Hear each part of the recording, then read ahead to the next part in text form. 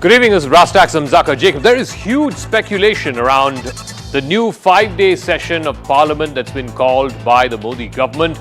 The opposition is saying that this is unconstitutional. What is the need for calling this special session? And this has been timed to the India Alliance meeting that is beginning in Mumbai. Between today and tomorrow, they're going to be convening the India Alliance meeting. So the opposition is saying that this is a convenient tactic to try and distract from that meeting. The government says this is an attempt to try and discuss or usher in Amrit Kaal, something that has been a pet subject for the Prime Minister and for the rest of his government.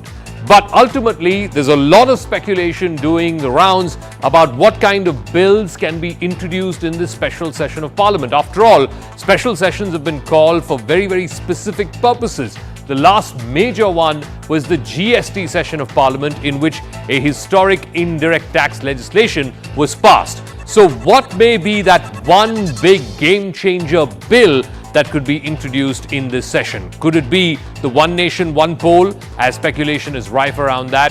Could it be the Women's Reservation Bill? Again, speculation is rife around that. Could it be UCC? In fact, sections within the BJP themselves are saying that UCC for now is in the cold storage. So what was the pressing need for this special 5-day Parliament session? And that too we're given to understand from the new Parliament building. And more importantly, as the opposition is claiming, is this simply to divert attention from the coming together of 26 parties they claim is rattling the BJP and the NDA? But first, the story.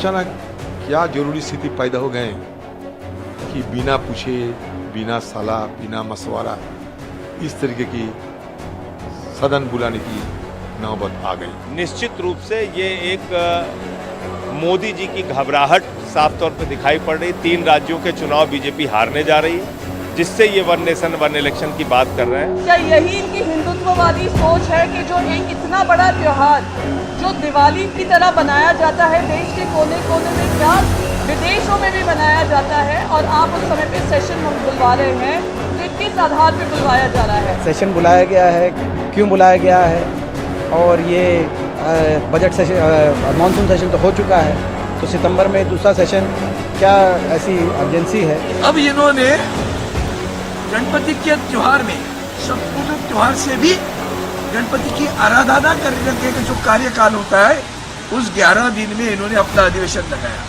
ये इनका Hindutva. It's a bit of a surprise. I was not expecting this. We don't know what the government wants to do. One rumor is maybe the government wants to dissolve the Lok Sabha and call elections early because they are afraid of losing in 5 states in November, December.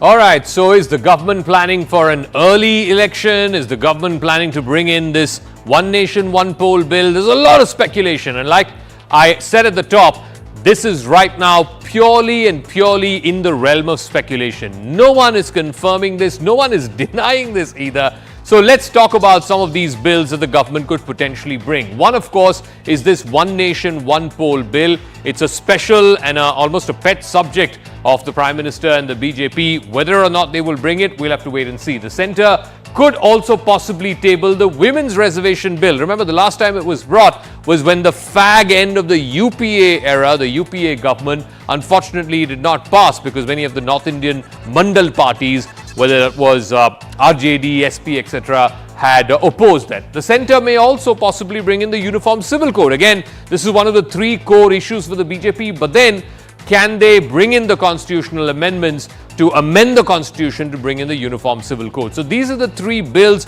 around which there is speculation. But also, the fact is that special sessions of assembly of the parliament have been called in under very, very extraordinary circumstances. Now, the One Nation, One Poll bill, if it were to be brought at all, and like I said, this is right now solely in the realm of speculation, it needs an amendment to the 1951 Representation of People's Act, which means that 2/3 of the majority of Parliament needs to approve it. Also 50% of all states, because the Representation of People's Act applies to all state governments and for state assembly elections as well. It also requires a 2/3 majority in parliament, which means the government will have to take the support of other like-minded parties, YSRCP, BJD, etc. So it is easier said than done for the government to be bringing the One Nation, One Poll bill, because A, it requires amendment of constitution to be passed by 2/3 majority, and more importantly, it also requires 50% of all state legislatures to approve this passage of a One Nation, One Poll bill. And that is, like I said, very, very difficult at this current juncture. Now, if you go back in time and look at what were the special sessions that were called for by the various governments during the course of the last 30-40 years. In 1962, there was a special session that was convened during the war with China. This was right after the war with China. Atal Bihari Vajpayee was one of the leaders of the opposition at that time, and he had asked for a special session. In 1997, when India completed 50 years as an independent nation, there was the commemoration of the Golden Jubilee of Independence. A special session of Parliament was called for then.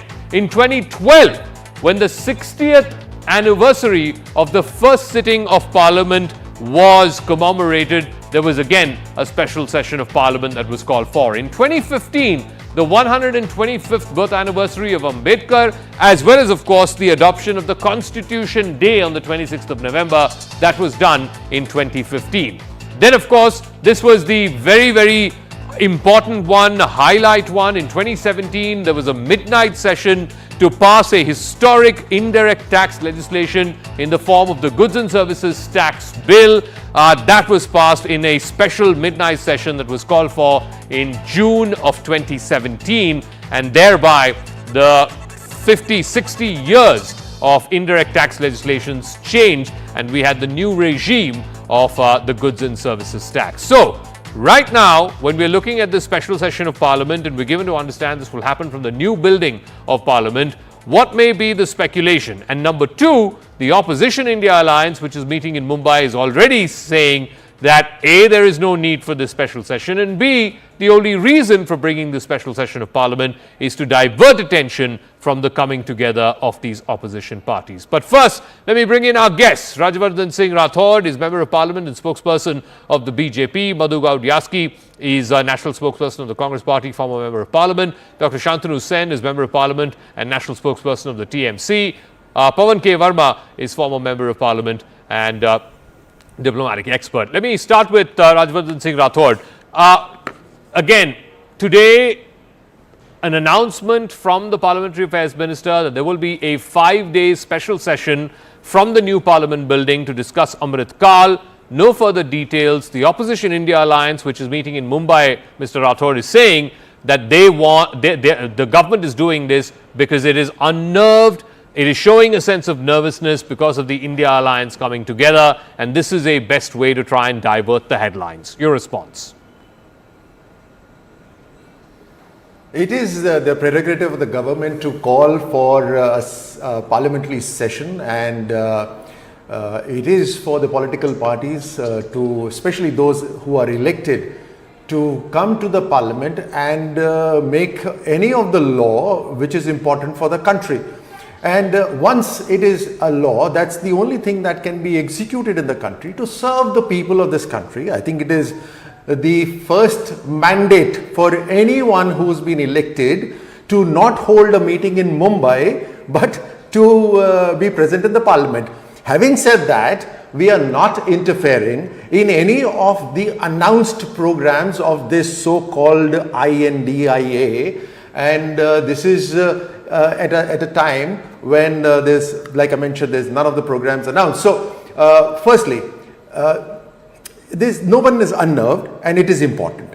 Now, just coming to this INDIA, which is a collaboration of these selfish parties, calling themselves INDIA, trying to take all the best of the India, is not going to serve them any purpose, because they are aimless, they are shameless, and they are faceless.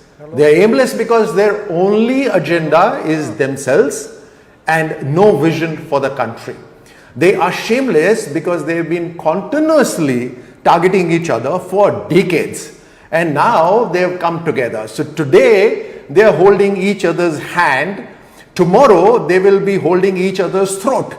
And that is a reality. It's already showing. So they're faceless as well, because who is going to lead the country? They have no vision, they have no agenda, they have no face. Okay. Each of them has been going to the town stating that they have a prime ministerial candidate. So no one is unnerved. I think they need to realize that their first objective is to work for the nation, and that's where the parliament comes in. Okay, so the India alliance is nameless, faceless, shameless. Madhu Gaudiaski, coming back to the declaration of a special session of parliament. Governments are well within their right to call for special sessions. The GST was passed in a special session. The Constitution Day resolution was passed in a special session in 1997 when India completed 50 years as an independent republic. Again, there was a special session. The Congress was part of it. Why are you opposed to this 5-day special session that's been called by the Modi government? The question is the timing. Why sudden announcement today when the INDIA parties are meeting? And it's very unfortunate to hear my good friend Rajwardhan, who was a former army man and an Olympian, and using such a language, being a member of parliament, former minister. In a democracy, you have an equal right and opposition party's responsibility to raise the people's concern and what people are looking for it. It's the duty of the opposition parties. And this shows mere arrogancy of the ruling party and the timing. We, as Mr. Rahul Gandhi has said it, this is a clear diversion tactics, steal away the publicity or the response getting from the people of India for this responsible opposition parties. Some of the names which are Mr. Rajwardhan is calling nameless, shameless. I think Mr. Nitish ji was with them till recently, and you are insulting the leaders who are with you. Mamata ji, the Chief Minister of West Bengal, was former alliance of NDA. This is uncalled for in the parliamentary democracy. 2, this is a clear strategy of the government to divert the attention of the biggest scam, the Adani buying shares, their own shares by themselves against the SEBI rules, which 25% has to be in the public domain. Where are that money is coming? They are buying their own shares on Benamis, who are the former directors of the Adani companies. And second, they have seen the INDIA name itself is shattering them, shaking them. Jakadu, you listed why when the special sessions were called earlier, is it a national emergency or a national celebration were called?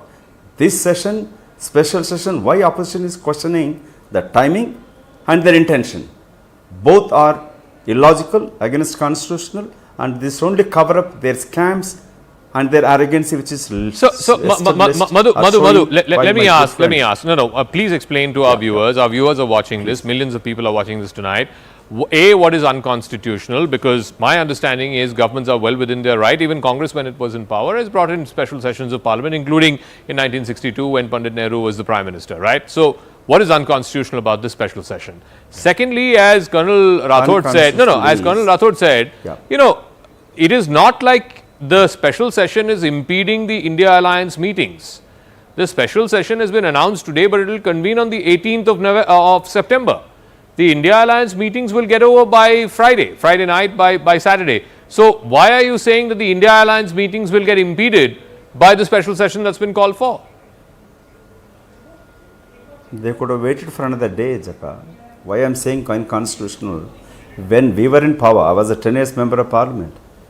There's when the national emergency, national calamity, it is the Prime Minister Manmohan Singh ji used to meet Advani ji, LOP, or Sushma ji, or Arun Jaitley ji. Have you seen any single attempt by Narendra Modi ji to meet the opposition leaders? Is it not necessary under the Constitution of India to respect the opposition, the dissent voice? Is it not necessary, even if it's a women's bill, or if you want to bring elections together for assembly and parliament, to take every party into confidence? Which they have not done it. This shows that why I am saying it's unconstitutional, because you don't respect the Constitution. Okay. If you respect the so constitution, one you thing should I have want used to the opposition clarify. parties One thing for I the want to nation. clarify for our viewers. Right now, none of these bills have been confirmed or denied by anybody from government. Whether it is One Nation, One Poll, Constitutional Amendment Bill, whether it is Women's Reservation Bill or UCC or any of this, none of this has been confirmed or said with any sort of authority by anyone from government. All of this is in the realm of speculation. So let me ask Why is the Colonel secrecy? Rathod. Let me ask Colonel Why the Rathod to secrecy, please Zaka? respond. If you are bringing such momentous bills, then should you not take the opposition into conference before calling for or announcing the special session of Parliament? See, a lot of times, Jacob, some of these spokespersons, and I'm sorry to say this from Madhu, he's a dear friend, some of these spokespersons, and especially Congress, is known to speak through their hat. So even if there's been a conversation, there's been a discussion, they would deny it. You know, this is somehow become the norm for Congress. I'm not personally aware of a conversation, but I'm sure that conversations take place. Number one. Number two, I want to ask my friend Madhu that if it's a special session, there would be a requirement, a necessity that the session is called. It's not an ordinary session, and therefore there's an extraordinary circumstance. If there is an extraordinary circumstance in this country and we all get elected, and you've been elected member yourself, Madhu, if we all get elected, our primary objective is to sit in the parliament and debate, discuss, and finally select a path that is best suited for this country. So why are you making such a hue and cry for this very basic and important fact? I can't understand that. Okay. So let me bring in this way. Yeah. Let me answer. No. Let me bring in Pawan Verma as well as Shantanu Sen. Both of them have been waiting patiently. Pawan Verma, let me move on to the more material question. And this is again, opposition is speculating around this. No confirmation from government on. This is just a ploy or a ruse to bring in early elections. That somehow the government feels that if they were to go into the December elections of the 5 states, you know, Chhattisgarh, Madhya Pradesh, Rajasthan, from where Colonel Rathod hails from, and if the situation is not favorable in some of these states for the BJP, then it's better to club the national elections, the general elections with these state elections, and then in the mood of the nation, Mr. Modi will and his government will sail through. Do you buy that? Do you buy this whole speculation that this whole thing is a ruse for calling for early elections? Frankly, Zaka, I don't, because it would be counterproductive for the BJP to coincide the polls with assembly elections where it may lose some of them. There's going to be a tight fight in Madhya Pradesh, and in Chhattisgarh the Congress is likely to win. However, I think the government has the constitutional prerogative to convene a special session. We cannot doubt that. Whether there should have been consultation in advance with the opposition, ideally yes, but in the current situation where all trust between the treasury benches and the opposition has broken down completely, I don't believe those consultations would bear any fruit. Okay. Thirdly, is it a diversionary tactic for the meeting of the India alliance? Perhaps it could be, but it doesn't materially matter because the India alliance will continue to meet, and as you rightly said, the special session of Parliament is not coinciding with any India alliance meeting as we know today. Fourthly, I think the government is in a hurry to finish or bring in or introduce or show the intent to be serious about certain unfinished business in Parliament. Like what? The last session was a washout, although the government, I'm coming to that. The last session was a washout because the government did pass some bills. But there are other bills, like for instance the Uniform Civil Code, for which the government has been accused of propounding it, proposing it, but not even coming yet with a draft. And therefore it can be accused of not showing what it intended to do. Maybe we will see a draft of the UCC. Okay. Secondly, you have the one nation, one law, one election proposal, which I think has the support of the maximum number of people in the country, because the frequency of elections is much too high in this country and impede governance. Thirdly, the Indian Penal Code Amendment Act is there, and any other issue the government feels it needs to expedite in advance of the elections, just in case there is an eventuality where the winter session has to be either curtailed or elections are preponed. As of now, my feeling is the government will not prepone the elections by more than 1 month or 6 weeks at the most. Okay. And that is primarily, of course, the April-May election would have meant, holding elections in the peak of summer, and that may not be the best time for people to turn up in large numbers. So that's possible. But let me ask Dr. Shantanu Sen this. Why I don't buy into the speculation of any of these difficult legislations, whether it is one nation, one poll, or whether it is UCC, is because it involves amendment to the Constitution by 2/3 majority in both houses, and also it involves 50% of state legislatures to weigh in. 50% of state legislatures have to approve this, and that's not easy. Is it possible, and this is where I feel the opposition may be missing a trick, or maybe barking up the wrong tree, is it possible, and you look at the tweet of the Parliamentary Affairs Minister, it simply says special session, new Parliament building to discuss Amrit Kaal. Is it possible, Dr. Sen, that this is simply to laud and pass resolutions on the successful conduct of the G20, the successful launch of the Chandrayaan mission to the moon, and the other important things that have happened in the last few days and weeks?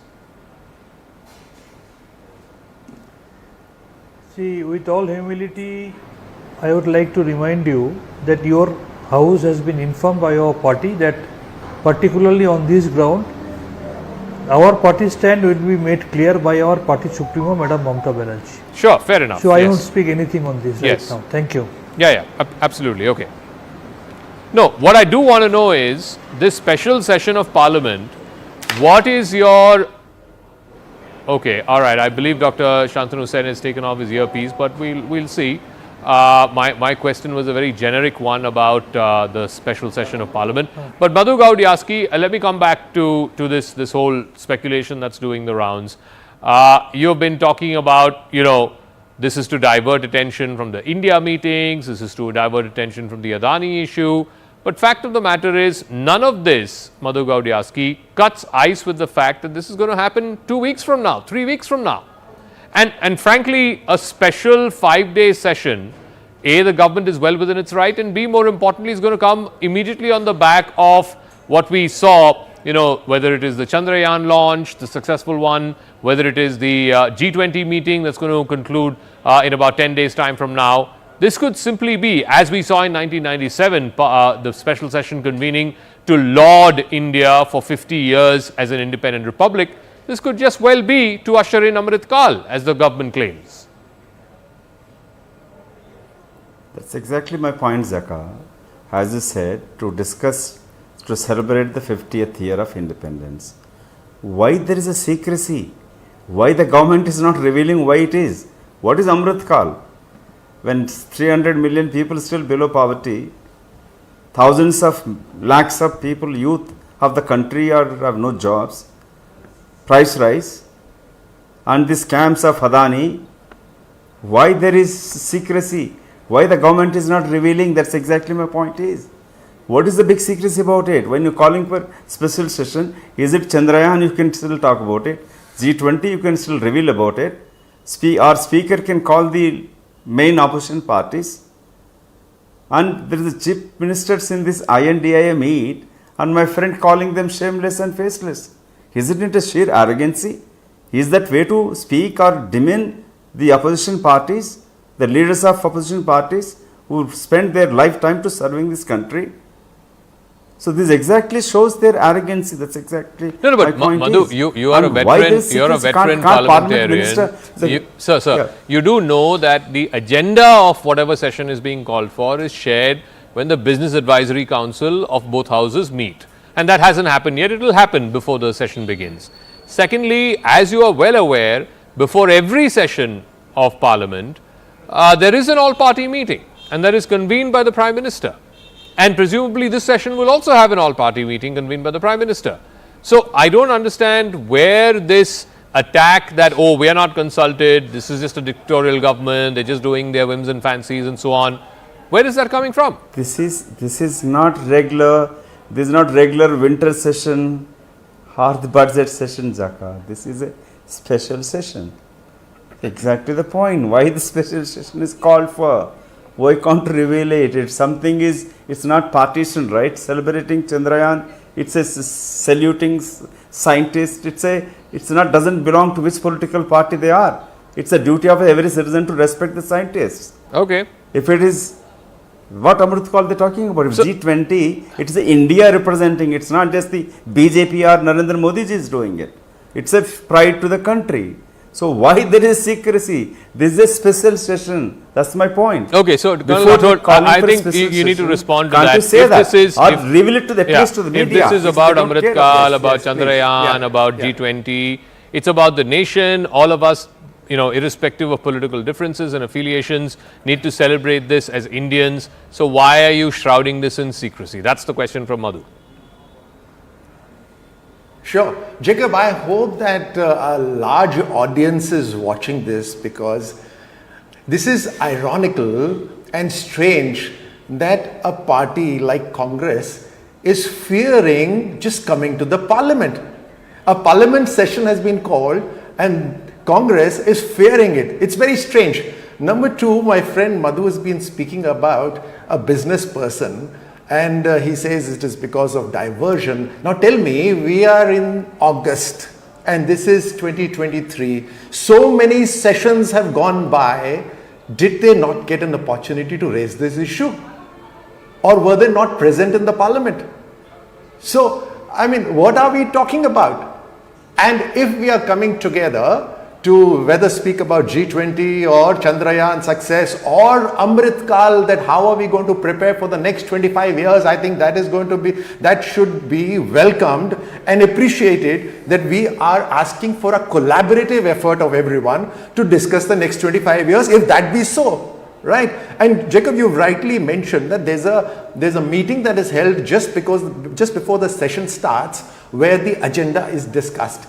And lastly, let me say, because Madhu's repeated it twice, individually, I'm not calling any of these political parties or their leaders aimless, faceless and shameless. I am saying this because they are coming together, whereas they are absolutely contradictory to each other. And they're coming together only for one purpose. Let's oppose Modi.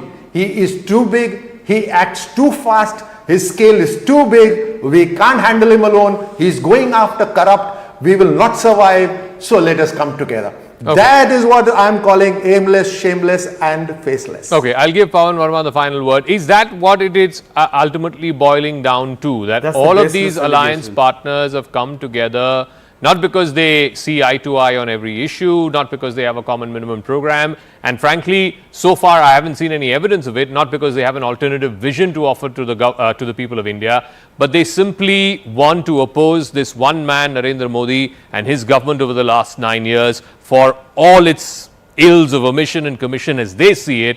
And will that cut ice with the people of India? Because you go back electorally in history, where strong, powerful governments have been dethroned, as it were. I'm sorry, I'm using a very monarchical word here, but whether it was 77, whether it was 89, you had a grouping of parties coming together and offering something different to the current status quo, as it were. I'm still not sure what is it that the India Alliance is offering different from what we have seen in the last decade of the Modi rule. Okay, Zaka, let me sum it up the way I see it. First of all, the fact that the opposition is seeking to unite, I feel, is good for a democracy because a democracy needs a strong opposition. But I am giving you 5 criteria to judge the ability of this alliance in terms of impact and effectiveness. First, the intent, unity. It gets a tick mark. Then the goal, defeat the BJP. That gets a tick mark. Then the timeline. Now this is too late in the day when elections are 6 months away. Fourthly, the ability to come together in an effective manner, too slow. The first meeting is held in June in Patna. The next meeting is held almost a month later in Bengaluru in July. The third meeting is held after 5 weeks in the end of August, beginning of September. And lastly, cohesion. I think that by now, given the time available, there should have been already a common minimum program on the table to be discussed and finalized. There should already have become, a secretariat should have been set up, a pan-Indian narrative should have been devised, and talks on seat adjustment should have begun. So, on the contrary, we find it is still a disparate group with many voices in them, still openly differing with each other, and the pace of bringing a cohesion which is going to convince the voters and a narrative that appeals to them over and above the popularity of Prime Minister Modi. I think that is lacking, and we are literally months away from the code of conduct and the coming of the next election. Okay, thank you very much for this fascinating conversation. Pawan Verma, Madhu Gaudiaski and Colonel Rajvardhan Rathod, as of course Dr. Shantanu Sen, who couldn't join us. But we'll leave it at that. We'll see how this plays out for the India Alliance, for the BJP and the NDA. But I'm fascinated by this announcement of a 5-day special session.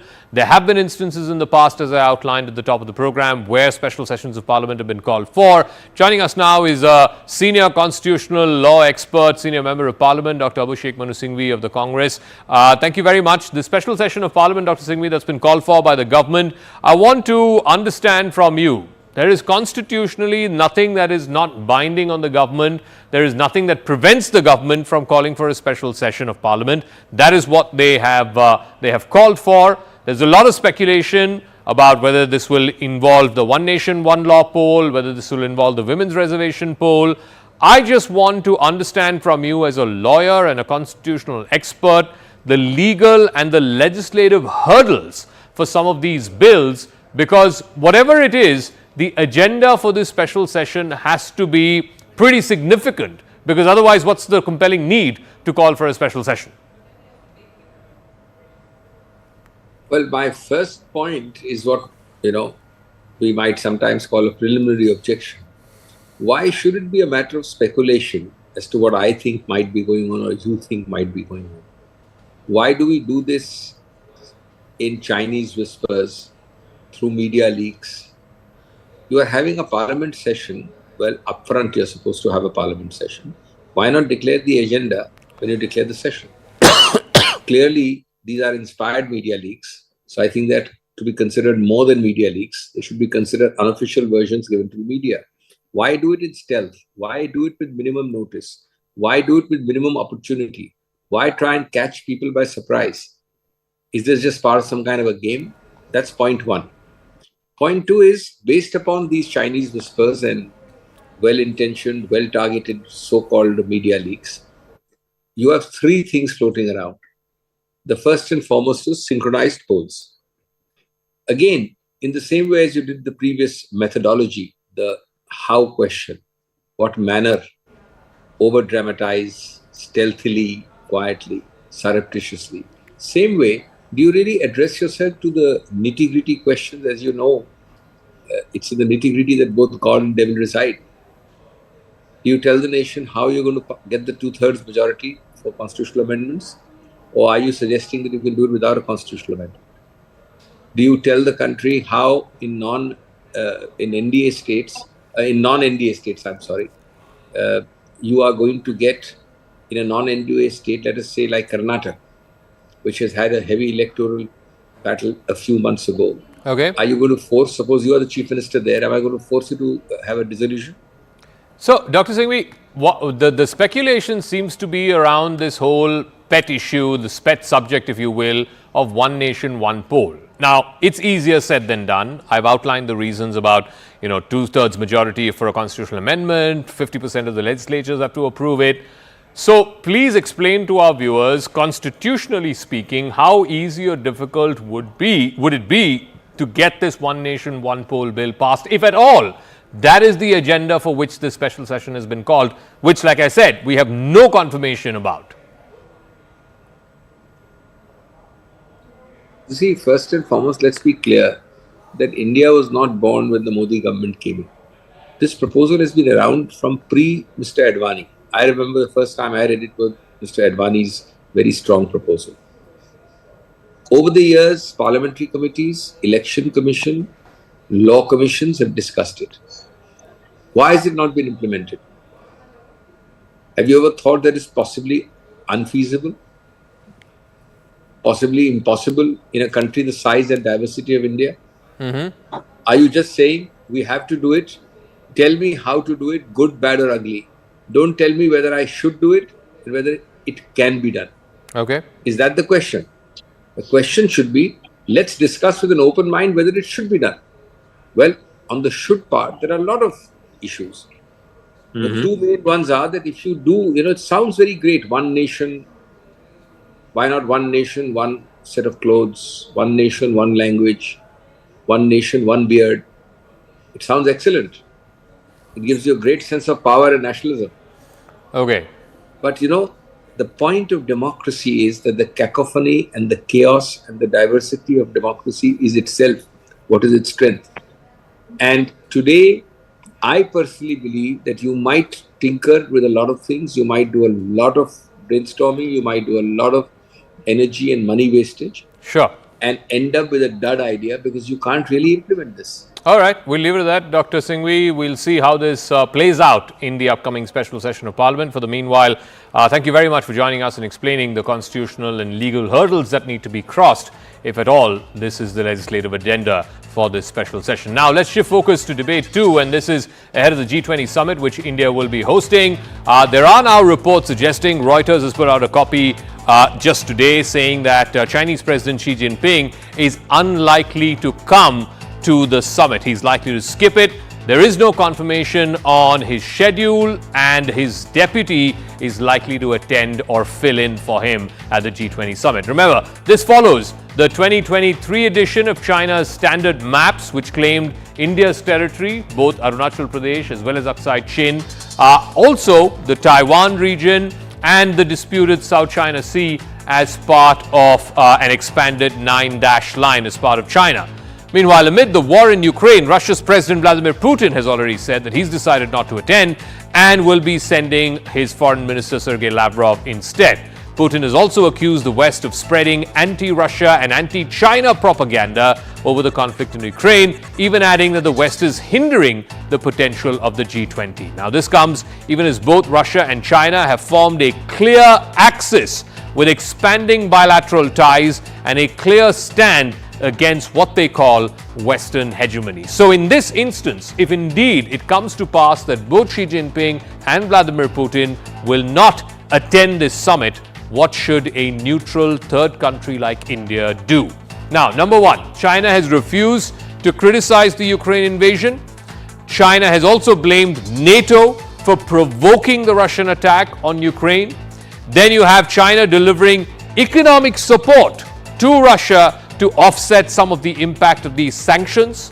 The Sino-Russian trade, despite these sanctions, has hit a record of 190 billion in the year 2022. China, in fact, is one of the largest importers of Russian oil, perhaps even the largest in the world. China is also the biggest exporter of semiconductors to Russia, and we know how semiconductors are so important in the aftermath of COVID and all of this diversifying of supply chains. both nations, Russia and China, conduct commercial transactions in their respective local currencies, the yuan and the ruble. And China has provided technical support to the Russian military. Now, what does this mean for a country like India in terms of we're a neutral third-party country? India too has not voted against Russia in any of these votes that have happened at the United Nations Security Council or at the United Nations General Assembly. India has an interest in ensuring a successful G20, not least as the host, and also in getting all parties on board. But if the head of state of Russia and China is not attending it, for whatever reason they choose not to attend, what may come of it? Let me go across to our colleague who covers the Ministry of External Affairs, Abhishek Jha. Abhishek, any word from the MEA about the lack of participation of Xi Jinping? I know that Vladimir Putin had a call with Prime Minister Modi last week where he said he's unable to come. But any word yet from the MEA officially about Xi Jinping's participation or the lack of it?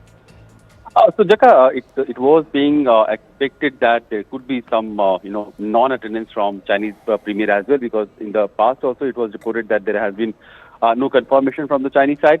But MEA has been very tight-lipped. In fact, sources have told us that they are waiting for the official confirmation, because even today, when the spokesperson of the Ministry of Foreign Affairs of China was asked about President Xi Jinping's upcoming travel plan on G20 summit level talks in Delhi, he said that he doesn't have any information to offer at this point of time. Now it's just about 1 week left for the G20 summit to start, and even now, if the Chinese president doesn't have a plan, it looks a little suspicious that his participation may not be there, and MEA is still waiting for an official communication from the Chinese side, and probably then they will react on the reasons or how they are, taking this absence of Chinese president and maybe his replacement of Chinese Premier Li Qiang. Okay, we'll leave it at that, Abhishek Jha. Thanks very much for joining us. Let me now open this up to our panelists. Professor Victor Gao is Vice President of the Center for China and Globalization and Chair Professor at the Soochow University. We're also being hoped to be joined by Dr. Bharat Karnad from the he's a National Security Analyst. Professor Gao, what is the compelling and most plausible explanation, if it comes to pass, that Xi Jinping will not be traveling to Delhi to attend the G20 summit?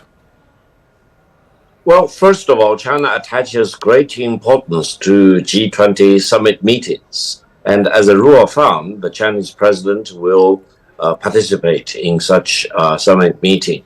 Now, for this year, for whatever reason, if the Chinese government decides that the Chinese president will not physically attend the summit, but attend the summit by a virtual appearance, I think there must be some reason, and they probably have also concluded that a virtual appearance will serve the purpose of making China's positions known to the other G20 heads of state and the larger audience in the world. So I hope everything will not be lost and China will attend physically or by virtual attendance, and the point Professor Gao, if I may ask you, if you are in the position of the host country, in this case India, and you already know that Vladimir Putin is not traveling to India, he has not traveled to too many places since this war started, and now you have this speculation around Xi Jinping also not traveling, would you put it past a host country, a third party, a neutral power like India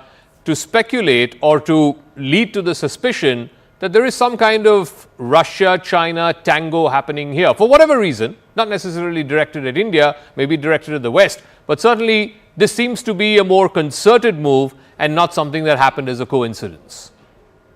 I do not read the situation like that. I understand that Russia has excellent relations with India on the one hand, and China, Russia also have very good working relations with each other. China-Russian relations is not a relation of alliance. They respect each other, they deal with each other on equal terms, and this is very important for security throughout the Eurasian continent, and nothing will change the nature of friendliness, cooperation, good neighborliness between China and Russia. Okay. And I think the attendance at G20 will not change the nature of China-Russian relations at all. So And let not, me ask. No one's worried about the China-Russia relationship. What they're worried about is the Russia-India relationship and perhaps the China-India relationship. But let me ask. Ashok Sajjanhar is a former diplomat. He's joining us in a moment. What I'm curious about is, and it's like I said, it might be entirely coincidental that the leaders of Russia and China are both not traveling to Delhi for the G20 summit, and both, for whatever it's worth, have reasonably okay relations. Certainly Russia has very, very friendly relations with India. China, because of the last 3 years and the border situation, it's far more stressed, it's far more tenuous right now. But the prevailing feeling seems to be, and Professor Gao, you can weigh in on this before Ambassador Sajjanhar joins us, the prevailing feeling seems to be that both Russia and China have somehow bracketed India in this US camp, in this pro-West camp, and therefore they want to send out a signal to India and maybe other neutral third parties around the world that you've got to choose. And if you don't choose the Russia-China camp, then they are going to ostracize you. They are going to alienate you. Professor Gao, that's to you. Well, first of all, I don't think a great nation like India fears about being ostracized by any other country. Secondly, if any country wants to ostracize India or a similar country, I think the attempt will fail, because India is a country that you need to deal with on equal terms, with full dignity and respect. And anyone which does not give India due respect and equal treatment will suffer the consequences for him or herself. So don't worry about anyone trying to ostracize or isolate India. India is an independent country with full sovereignty, commanding a lot of respect throughout the world in different camps and different parts of the world. We'll leave it at that. Unfortunately, Dr. Karnad cannot join us because of some network issues at his place, but we will see how this plays out. Like I said, and I'm putting out an article on this, which I've authored, which will come out on news18.com tomorrow morning, about why I believe that this is, while on the face of it might look like a coincidence, but it will be read as a concerted sort of effort, if you will, by both Russia and China. And clearly, this is going to be the big defining question of our time. How will countries like India, neutral third-party powers as it were, how will they walk this fine balance between what is increasingly being called a new Cold War with the US and its allies on the one side and China and Russia on the other side? Where does this leave neutral third-party countries like India? But that's going to be a debate that we will have in the course, in the run-up to the G20 and perhaps even beyond. But talking about the run-up to the G20, the government is all prepared for the G20 summit that is going to happen on the 9th and 10th in the national capital, as India is taking the lead in the global stage. This is a CNN News 18 special report about how preparations are being put in place in full throttle, from hotel rooms to menus that are being specially catered for the G20 delegates, and of course the security preparations that are being put in place in the national capital. All of that and more coming up in the next few minutes. Thank you very much for tuning in. I'll catch you again tomorrow night, same time. Good night.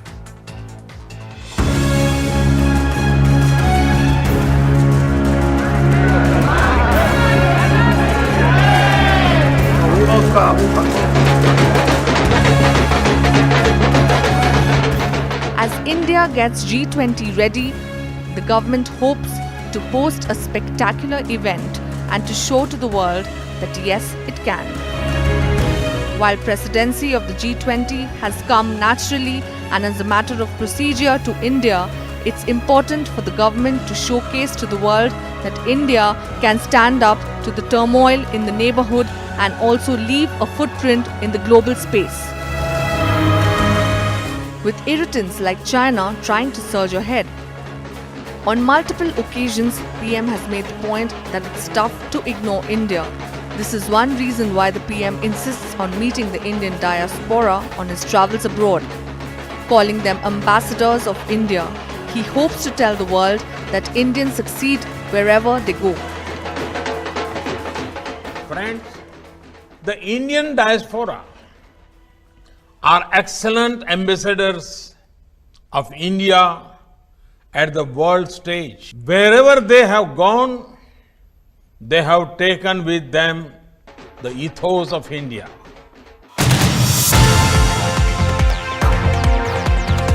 The government plans to use this as a benchmark for 2024 too, to make the point that India and its PM is Vishwamitra, a friend for all and the world, where the vaccine Maitri, when India supplied to many needy countries who were short of vaccines, to help the earthquake victims of Turkey, to evacuation of those stranded and caught in the Russia-Ukraine war. Today, the G20 comes at a time where a rising India, on the way to defining the new India, right, is being applauded all over, not only for its own achievements. Vishwa clear, Maitri clear, but it's not confined to just vaccines. It's confined to how you act, how you reach out to people. Why the World Bank, why the Gates Foundation think that what you're doing for India is replicable on a larger scale in the global south. That is what India's and the G20 is all about. The government, however, wants to make it clear to the visiting countries that it's no pushover. It will make a strong pitch for protecting its frontiers, fair deals on trade, fair terms of investment, and the right of India to be Atmanirbhar. But this leaves the opposition unimpressed. The G20 summit is being used as a political gimmick. Even the symbol has the lotus in it. And although Mr. Modi has distanced the BJP lotus from the G20 lotus, the fact of the matter is that both of them are lotuses. And when I look back to the non-aligned summit of 1983, in whose organization I was involved, it was organized within 3 months. And we didn't have all this closing of roads and repainting of the city and so forth that is now going on. So all this is excessive. यही दहाड़ है जो वैज्ञानिकों को रोमांचित करती है. There is, however, no denying the fact that as India gets independent in trade and economic terms, as growth stories come out of villages, as countries clamour to do business with India, and as we are on the moon post-Chandrayaan mission, the PM and his pitch for strong India can no longer be ignored. If there has been one hallmark of this government, in this tenure at least, it has been a stress on improving India's global image.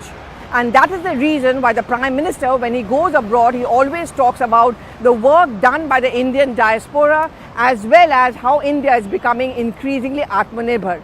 No longer should we accept the tag of being the third world or developing country. And in that sense, the G20 summit is going to be yet another attempt being made by this government, by the BJP and the Prime Minister himself, to make the point that it's going to uplift the image of his government and that of the country. With Chintan Depuri in New Delhi, Pallavi Ghosh.